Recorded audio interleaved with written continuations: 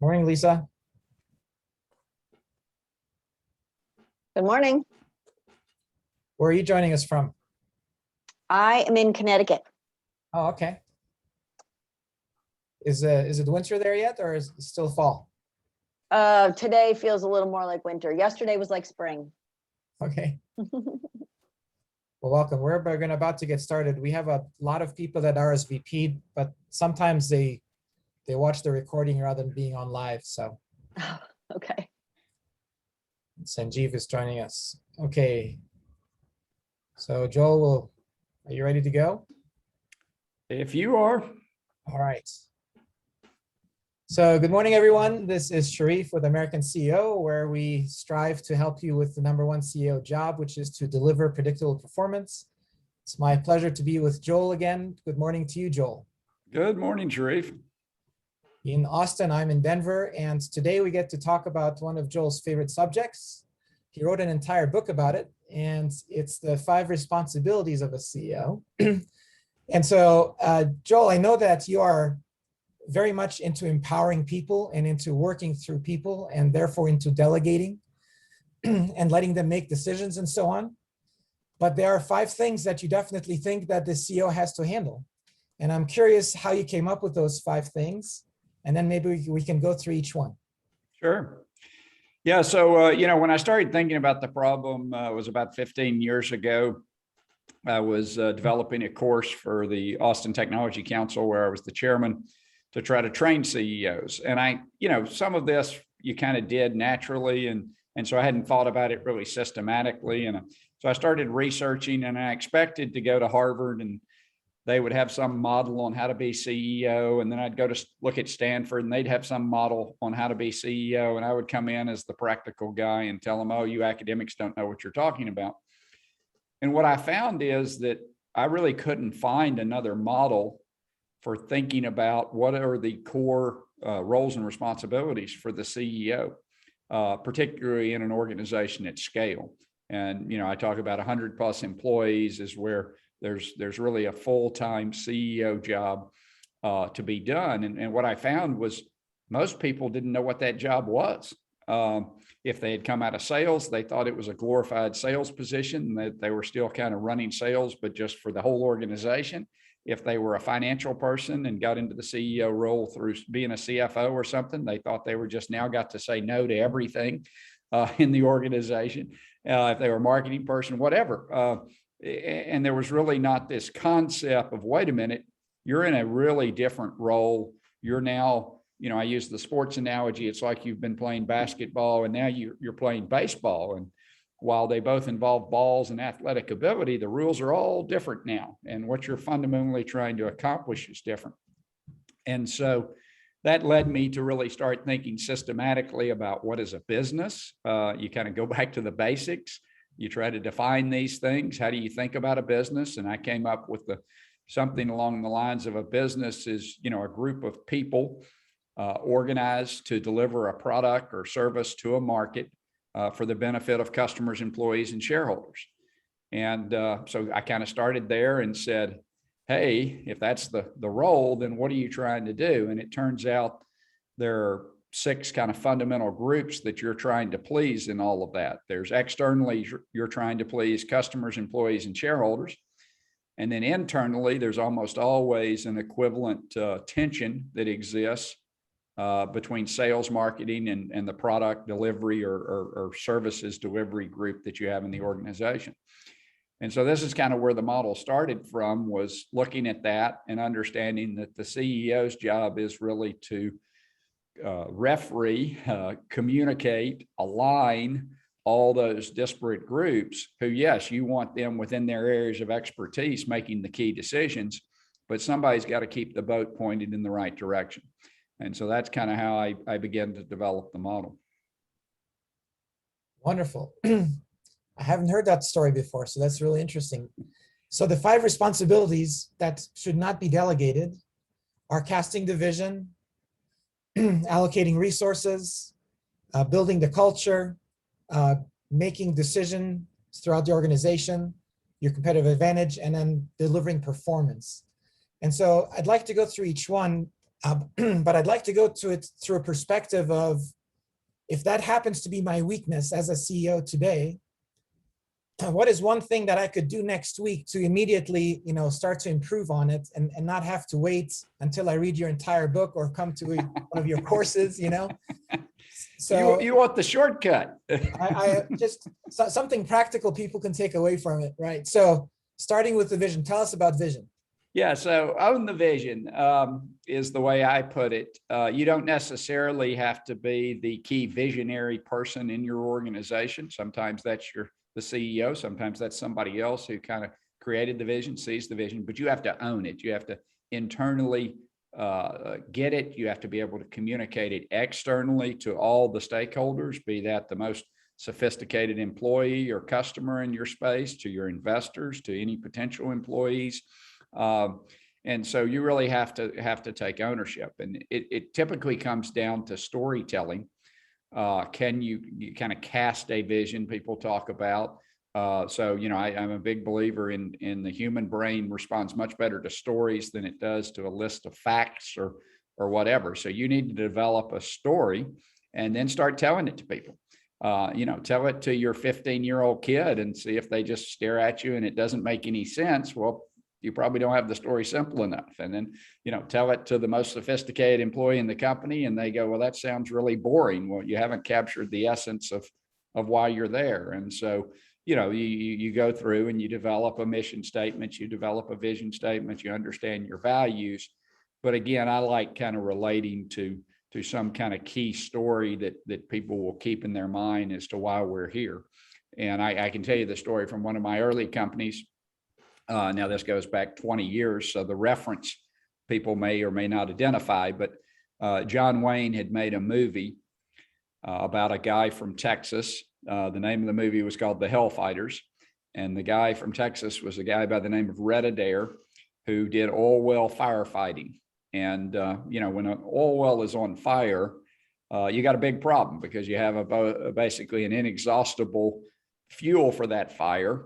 And so the way they put out those fires is you position a 55-gallon drum of dynamite just perfectly over the top of the fire without it exploding until you set it off. That starves the fire of oxygen and hopefully puts out the fire. And then you put a piece on top to cap it, basically. So very dangerous stuff. And Red Adair had developed the reputation of flying anywhere in the world to solve any problem. When the Kuwait oil wells were set on fire by the Iraqi army when they invaded Kuwait, Red Adair was the person they called to put out those fires. So he was known as the best in the business. And so I would tell that story. And then I would say, we're in the network management business. Network performance management business was the business we were in. I said, I want us to be the Red Adair of the network performance management space. When anybody wakes up in the morning and their network has a performance issue anywhere in the world, I want them to identify NetQoS is the right people to call. Now, whether they can afford to do business with us, whether they're the right customer for us would be a different case, but I want us to occupy the pinnacle, just like Red Adair did in oil well firefighting, that we're the pinnacle in network performance firefighting. And so that was a story I would tell to every employee that came into the company. And, I would guess if you ask some of those people today, they'd probably still remember that story. Whereas if I had given them just some mission statement, just some vision, just some facts, just some, objective things, they probably wouldn't be remembering those 20 years later. Okay, so if I don't have a vision story for my company today, next week, that's something that I could start writing out and testing on people. Exactly. Got it. Second one is resources. Why is that solely in the court of the CEO, and what does that mean to you? Yeah, the CEO is the one who, fundamentally makes decisions about, hey, are we going to take money? How are we going to fund this activity? We're going to bootstrap it. We're going to take money, whatever. Those issues are very fundamental, and no, you can't delegate that to some other executive to make those decisions. And then that's on the capital side of the equation. Of course, on the people side of the equation, I believe the CEO should be actively involved in recruiting. We once hired 100 people in 1 year to go from 100 people to 200 people in one of my companies. I literally did 252 interviews in that 12-month time period because I wanted to sign off on every employee that got a job in my organization. I wanted to make sure we had set the bar high enough that it was going to make my job easy, actually, because I always wanted to be the coach of the U.S. Olympic basketball team when they had Larry Bird and Magic Johnson and Michael Jordan and David Robinson and Karl Malone and the whole crew and Charles Barkley and the whole crew, right? Because if you get all the best players, you really don't have to be a great coach. You just got to roll the ball out there and say, go get them. And then after 10 minutes, if those 5 are tired, you roll the next 5 best players in the world out, and it's pretty hard to lose. And so I always viewed the job of CEO, if I can get the right amount of capital provided to the right players on the court, boy, everything else gets a heck of a lot easier. But coaching a mediocre, talented group of people and trying to win the championship's really hard. And I just didn't want to work that hard. What if I hired a great recruiter? And what if I'm really busy and I can't do 200 interviews in a year? Yeah. So people always ask me that, how did you have time to do 252 interviews? And I said, well, I couldn't find anything else that was more important to do. And I told my recruiter that they could move any meeting on my calendar other than a scheduled board meeting to meet with a recruit. And we set up a goal and met it, 90-something% of the time, that we would have a 14-day period from when somebody submitted a resume and for a identified position to when we either made them an offer or told them no, we weren't interested. And if you can move at that speed, that will provide a huge competitive advantage, because a lot of the people you're competing against will have the attitude you just said there, which is, I don't have time for this. I'm going to outsource it to some third party that's going to have some 20-something person smiling and dialing on a phone, going to be indistinguishable from every other company. It's going to take weeks to set up meetings. Managers are going to push off the interview process. They're going to say they don't have time, they're on vacation, whatever. And weeks turn into months and you lose people. And so if you can move in a short period of time, it will actually save you a lot of time, because you'll be able to close candidates where other people are going through this process and wasting a bunch of time and delaying. And then eventually the candidate gets very frustrated. I always tell people, when's the candidate the most excited about working for you? To me, that's the moment they hit submit on their resume into your website. And every day that passes that nobody touches them, no action's taken, it's like sand out of the hourglass for their excitement. Their excitement level's just going down. And so, the longer you wait, the harder it is to hire. So I think you got to make time to do that. So if I don't have that figured out in my calendar today, what is the first thing that I would do next week, Joel, to at least start going in that direction? Yeah. So I think, you need to engage in the process. And I think, it depends on the size of the company. Obviously, if you're very small, you may have to use external resources. You may not have it. But if you're hiring, anywhere 10, 20 people in a year, you start getting to the point where you need a full-time recruiter that's a top-notch A player if you're going to be successful. Because the candidate's going to spend more of their time talking to that recruiter than anybody else. They're going to judge the quality of your organization based on the quality of that recruiter. And so I always felt like the recruiter position was the most important individual contributor position in the entire company. Wow. Thank you. So number 1, we had vision. Number 2, resources. Number 3 is culture. So I know on each one of these, you could spend an entire week, but yes, but just a few minutes on culture. Yeah. So culture is one of those that, first of all, every organization has a culture. And just like every, family has a culture, it can be good or bad. When you're 0 to, probably 20 employees or something, you don't have to spend a lot of time talking about culture, because the culture will flow directly from the founder's CEO. If it's a founder CEO, or directly from the CEO, people will observe their behavior. I don't have to spend a lot of time talking to my kids about the culture of our family, because talking about it doesn't do me any good. They're going to observe my behavior. and they're going to take their cues from my actual behavior. Matter of fact, I can only do harm talking about it in some ways in an early stage, because if it differs from reality, if I say one thing's important to me, but I actually act in another way, I say, for instance, we treat everyone here with respect, and then I fly off the handle in meetings and scream at people all the time. What's the culture? The culture is not we treat everyone with respect. The culture is we fly off the handle and scream at people. And so you got to be really careful, talking about culture in the early stage, because it's observed, it's lived, it is the community. But once you get, 20 plus probably employees, and of course now in the modern era of very distributed workforces where you're not touching people, they're not seeing you on a regular basis, that's when you got to start documenting culture, talking about culture, using culture to help you make decisions, using culture to help you attract the right people. It starts with what I call differentiated values. A lot of companies have values, but those values might be something like honesty, integrity. That doesn't differentiate you from anybody on the street. Enron had the value of integrity as a value. Okay. That doesn't tell anybody. You can't imagine a company saying our value is not to have integrity. That wouldn't make any sense.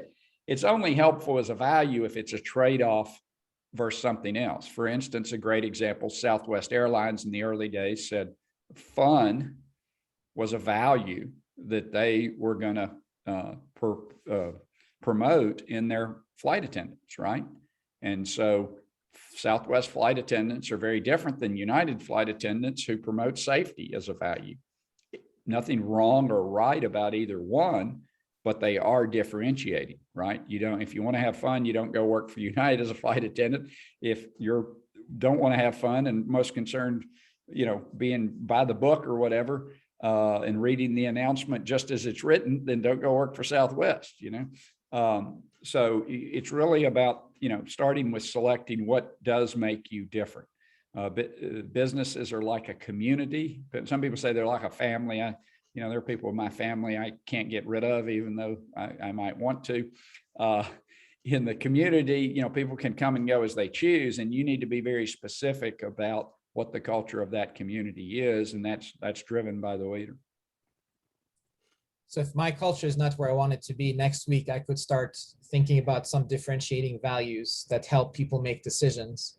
I think that's a great place to start, and culture changes take a long period of time. If you come into a new organization, for instance, which I've had the opportunity to do a couple of times, and you see problems with the culture, that's not a 1 week, 1 month, 1 quarter kind of fix. That is a 6 month, year to really probably 18-month kind of journey that you have to take the organization through to really change the culture. And so if you take over as CEO from somebody that maybe previously failed, and you get into you identify that the culture is a challenge, that's a long slog. And you better start at day one, because most CEOs don't get that long before they have to deliver results. Okay. So number 1, vision. Number 2, resources. Number 3, culture. Number 4 is decision-making, and not just the decision-making of the CEO, but the decision-making of the whole organization. So yes, tell us about that. Yeah. So, some people might say that could be considered part of culture, how decisions are made. But I think it's so important. One of the reasons I think it's so important is when I look at my history, and I did a lot of startups, and one of the favorite questions people would ask you, like when we had the network management startup, people would say, well, why can't Cisco do this? And, Cisco had huge advantages. They had huge resources. They had a lot of things that we didn't have. They had a brand that everybody knew. But we could make about 12 decisions in the time it took them to schedule a meeting, And so it's so important in companies how fast you can make decisions, that I thought that was very important to call that out. And so to make rapid, good decisions, you do need to push the decision down to the lowest possible level, which means being very clear with every employee what their authority is in the organization and what their responsibilities are.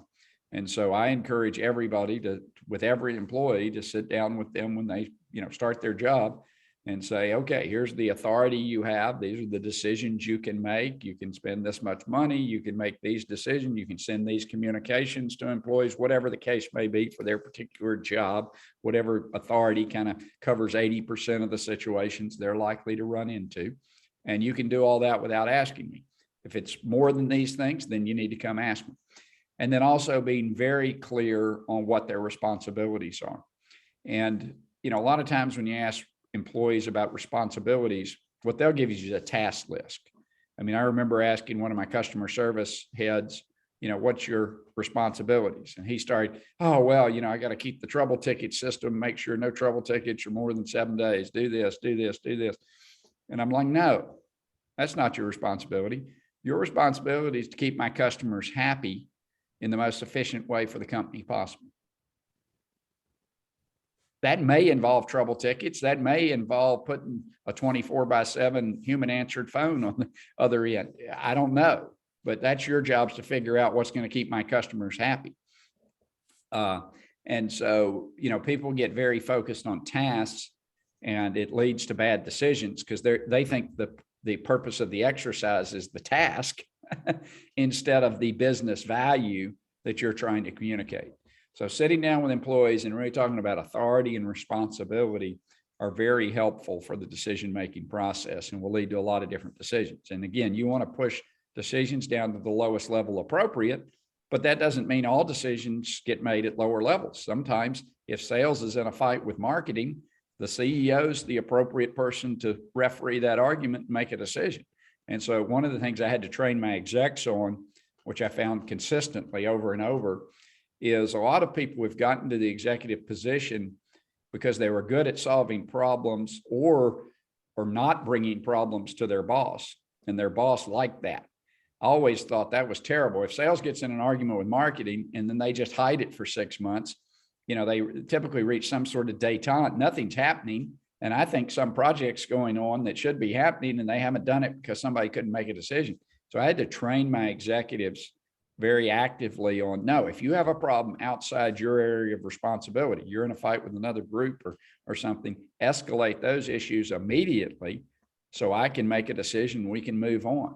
I don't want you trying to solve issues that you can't solve. Sure, go visit the marketing guy and have a conversation. But, after 1 or 2 conversations, it's pretty obvious we just have different views on this.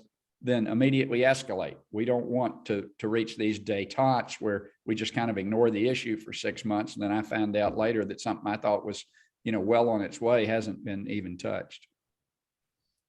Excellent. So if I want to make improvements in that area, next week I would sit down with my direct reports and make sure that their authority and their responsibilities are totally clear to them. Exactly. And then that they're escalating things if it's not within their authority and responsibility very quickly. Yes. Okay. So then number 5, and I do want to leave some time for Q&A if anybody has a question. So without extra stories, number 5 is delivering performance. Yes. So talk about that. Delivering performance. Well, I mean, everybody knows that that's the responsibility of the CEO. So that's no shock. The others may be people hadn't thought of some of those, but delivering performance is ultimately how the CEO is going to be judged. But I say it's delivering predictable performance, right? Because if one quarter you knock it out of the park and the next quarter you miss by 30%, you're not going to be able to allocate resources in the most productive way possible.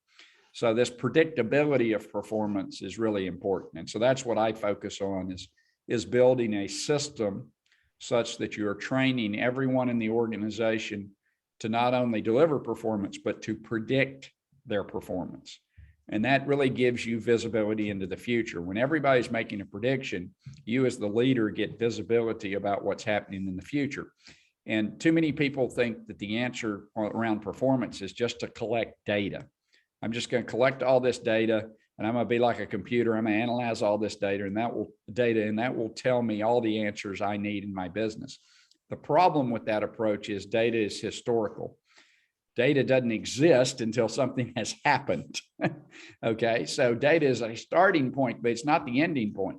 The ending point is predictions based upon a person's knowledge and data of what is likely to happen. And that's the only way you're going to be successful driving the bus, is looking out as far in advance as you can, anticipating the curves in the road, seeing the likely potholes, and trying to see as far in the future as you can. As CEO, that's your job, is to live in the future, not to spend most of your time playing whack-a-mole day to day in the business. Makes a lot of sense. And then putting those systems in place improves your confidence, your kind of feeling of control. It improves the valuation of your company, and hopefully improves your work-life balance, right? Because yeah, it'll improve your vacations as well. Yeah. Right on. So with that, Joel, we have a few minutes left and we have a few people on. I would love to see if anybody would like to be interested in asking a question.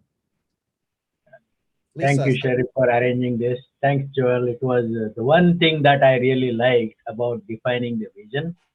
And I'm guilty as charged. Integrity and honesty are defined in our vision. And now you have given me a really good food for thought. Don't know what else to replace with, but at least I know what is there is wrong and needs correction. So to me, that was not the whole thing. Good. Very nice. Thank you. Thank you. You're welcome. Lisa, anything? No, I appreciated it. So I became the CEO of my company right at the start of the pandemic, and I feel like I've been in firefighting mode from day one, and I would say working in the business rather than on the business. And so some of this is very helpful and it's given me a new perspective. I think you know, what I inherited from my predecessor, it's a slightly different culture. He and I are very different, and so it's given me some things to think about. So I appreciate it. Great. Let us know if we can help. Will do. Wonderful. I see Richard. Contact you. How do we let you know? We need contact information. I will send you a follow-up email, Sanjeev, and no, thank you. Then you'll know how to get a hold of us for sure. Richard, did you have anything you wanted to ask today? Yeah, can you hear me okay? Yes. Yeah, I'm struck most by the last point. The others, I think, from a lot of seminars that I've attended and a lot of coaching I've received in the past, stress a lot of the first four, but the last one about predictability and finding a system, building a system that lets you do a better job than anyone else in your company about predicting the future, I think is really the key to this. So I especially like those points, and it'd be great to see how your organization can fulfill that sort of thing. So that's all I'd toss out there is, what do those tools look like? How could somebody have more confidence and faith and an ability to learn from Joel and from your organization? I look forward to that. Great, thanks. Okay, well, with that, our time is up. Thank you guys for joining us. And if you're watching the recording, then please let us know if you have any questions simply by going to the contact page. And we will be back with a webinar. It's a little bit different in December. With the holiday season, it's going to be about business and spirituality for those who are interested. Until then, thank you for joining us. Thank you, Joel, for your time. Thank you, Sherif. Okay, take care. Thank you. Bye-bye.